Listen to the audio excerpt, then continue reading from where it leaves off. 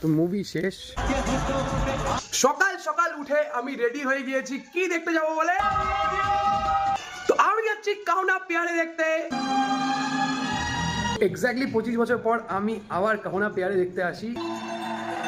Same excitement যেটা ছিল তখনও আজকেও আছে।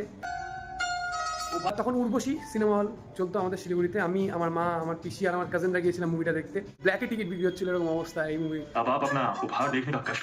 এতটা অবসেস হয়ে গেছিলাম মুভিটা দেখার পরে যে ভিসিডি ভাড়া করে আনি, আর তারপরে নিয়ারলি অ্যাবাউট 50 থেকে 55 বার নেক্সট 3 দিনে আমি মুভিটাকে দেখি। আর প্রত্যেকটা ডায়লগ, ইভেন ঋত্বিকের স্টেপস, প্রত্যেকটা জিনিস আমার মুখস্থ মানে নখ দর্পণে ছিল। মিউজিক অ্যালবামের কি ভেরিয়েশন! কুমার শানু, উদিত নারায়ণ, আলকা ইয়াগনিক, লতা মঙ্গেশকর, লাকি আলি, বাবুল সুপ্রিয়, কে নেই ভাই এই মিউজিক অ্যালবামে। প্রত্যেকটা গান আমার চাইল্ডহুড ফিরিয়ে দিচ্ছিল সিরিয়াসলি। আর এই মিউজিকটা যখন শুনলাম, ওহো, মানে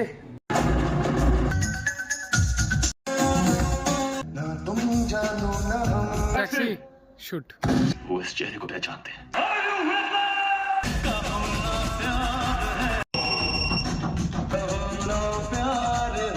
এটাই আমাদের লাস্ট সুপারস্টার, আর লাস্ট সুপারস্টারের ডেবিউ মুভি।